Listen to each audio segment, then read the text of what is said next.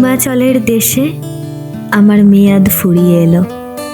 এটা যতবারই ভাবছি একরাশ মন খারাপের মেঘ আমাকে ভিজিয়ে দিয়ে যাচ্ছে। আজকে শেষ দিনটা সর্বান্তকরণে উপভোগ করতে হবে। This is as good a day as any to start the rebuilding of life. The roads that lay open are many when the old one's gone under the knife. And I can feel the sun on my skin. হিমাচলের সৌন্দর্য শুধু চোখ দিয়ে না, তাই ভাবলাম এবার জিভ দিয়েও পরখ করে দেখি। खसखस है, उसके बाद इसमें हरा धनिया, प्याज, लहसुन। পোস্ত আর আখরোটের সহযোগে যেটা তৈরি হচ্ছে সেটার নাম সিড্ডু। এখানকার এটা স্থানীয় নাম। টিবেটিয়ান মোমো আর বাঙালিদের পিঠের সমগোত্রীয় বলা যেতে পারে ওদের কাজিন। প্রচণ্ড হেলদি আর ততটাই টেস্টি।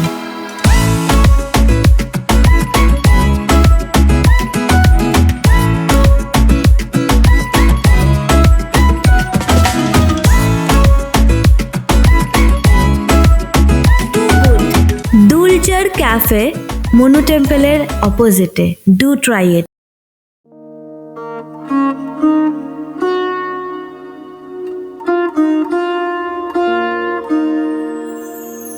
ব্রেকফাস্ট সেরে বেরিয়ে পড়েছি তৃতীয় দিনের প্রথম গন্তব্যে।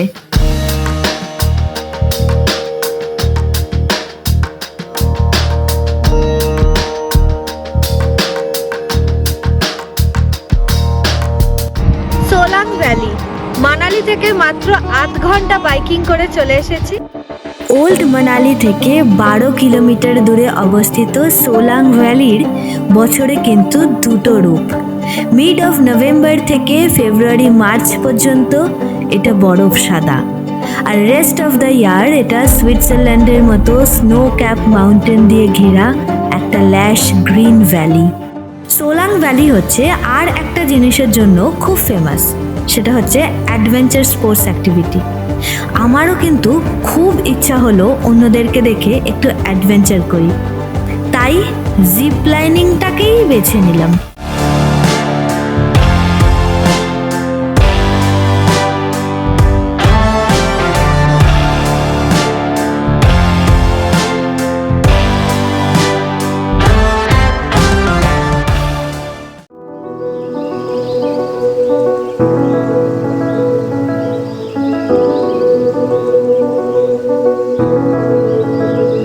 কিছুক্ষণ আগেও ভাবতে পারিনি যে পাহাড়ের মোড়টা ঘুরতে না ঘুরতেই অপেক্ষা করছে এক অপ্রত্যাশিত চমক।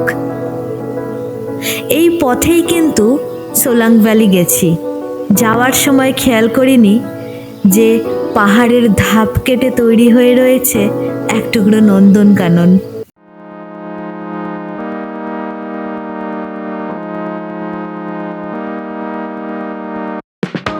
ছোট ছোট জলাশয়ে ব্রিজ, গ্যালারি নিয়ে একটা দারুণ জায়গা।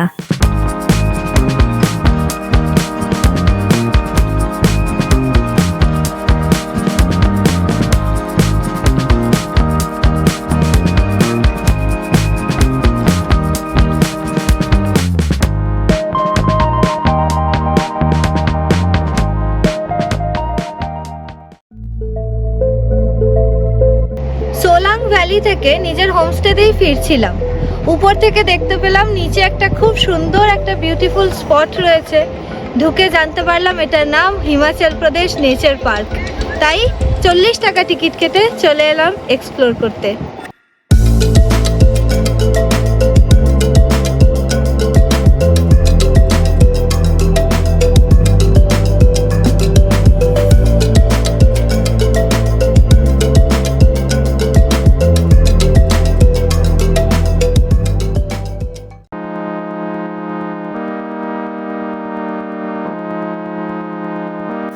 আবার ফেরার পথ ধরলাম। হোম হোমস্টেতে গিয়ে খানিকক্ষণ বিশ্রাম, তারপর মানালির যে সমস্ত পৌরাণিক ঐতিহ্য বাকি রয়ে গেছিল সেগুলোকে খুঁজে দেখব।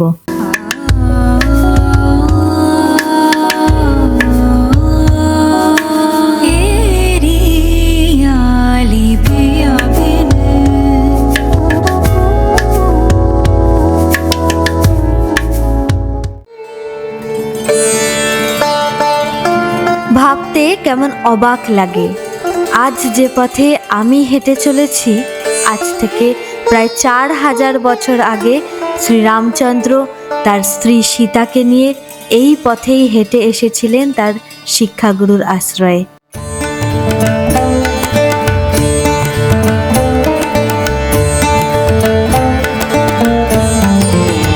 ঋষি বশিষ্ঠকে সমর্পিত এই মন্দির, সেই সঙ্গে এই মন্দিরে আরাধ্য রয়েছেন শ্রীরাম এবং মাতা সীতা। আজকে যেখানে মন্দির, আজ থেকে প্রায় 4000 বছর আগে এটিই ছিল শ্রী বশিষ্ঠর বাসস্থান। পুত্র শোকে আহত বশিষ্ঠ মুনি যখন বিপাশার জলে আত্মহত্যা করতে গেছিলেন তখন বিপাশা তাকে প্রত্যাখ্যান করেন। প্রাণ বিসর্জনে ব্যাহত হয়ে তিনি তার নতুন জীবন আরম্ভ করেন এই স্থান থেকেই। মানালি থেকে মাত্র 5 কিলোমিটারের মধ্যে অবস্থিত এই মন্দির।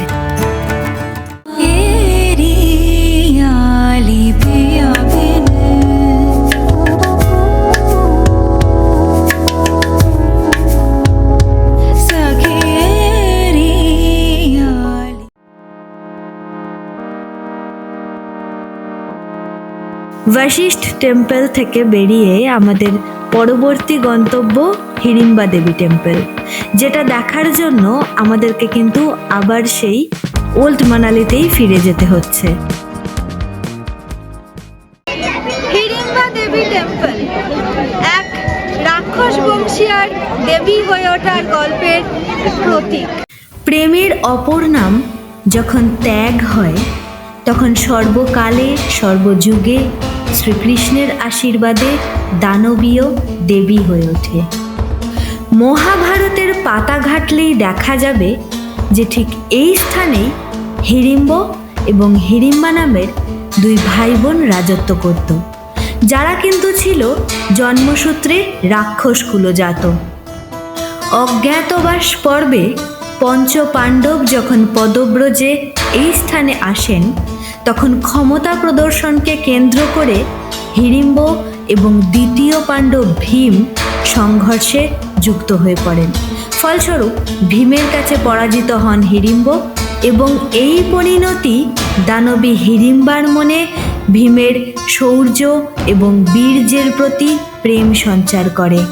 মাতা কুন্তির অনুগ্রহে ভীমের সঙ্গে মাত্র 1 বছরের সংসার যাপনের অনুমতি পায় সে। প্রতিদানে হিড়িম্বা পাণ্ডবকুলকে দেন পুত্র ঘটোৎকচ এবং পৌত্র বারবারিকের মতো দুই মহাবীর যোদ্ধাকে, যারা পরবর্তীকালে কুরুক্ষেত্রের ধর্মযুদ্ধে পাণ্ডবদের বিজয় পতাকাকে নিশ্চিত করে উড়িয়ে দিয়ে বীর গতিপ্রাপ্ত হন। নিঃসঙ্গ একাকিনী হিড়িম্বা তার অন্তিম জীবন এই মন্দির সংলগ্ন গুহাতে যোগিনী রূপে তপস্যা করে কাটিয়ে দেন। শ্রীকৃষ্ণ তার এই আত্মত্যাগকে স্বীকৃতি দেওয়ার জন্যই তাকে দেবী রূপে পূজিতা হওয়ার আশীর্বাদ করেন। তাই আজও সমগ্র মানালি জনজাতির কাছে দেবীর পদচিহ্ন অঙ্কিত শিলাই মূল আরাধ্যা।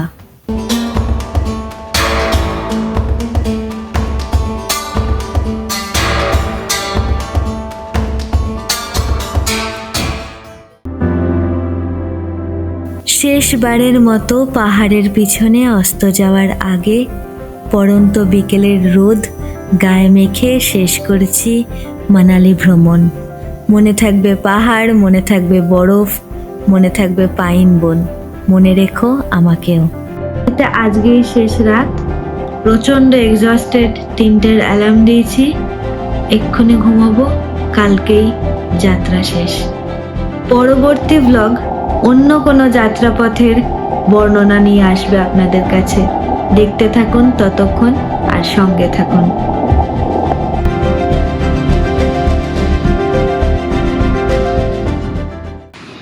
যে কোথায় যাচ্ছ হিন্দিতে ওদের ভাষা মিশিয়ে মিশিয়ে হতো। আজ জয়পুর যাচ্ছে, বাবা জয়পুর যাচ্ছে।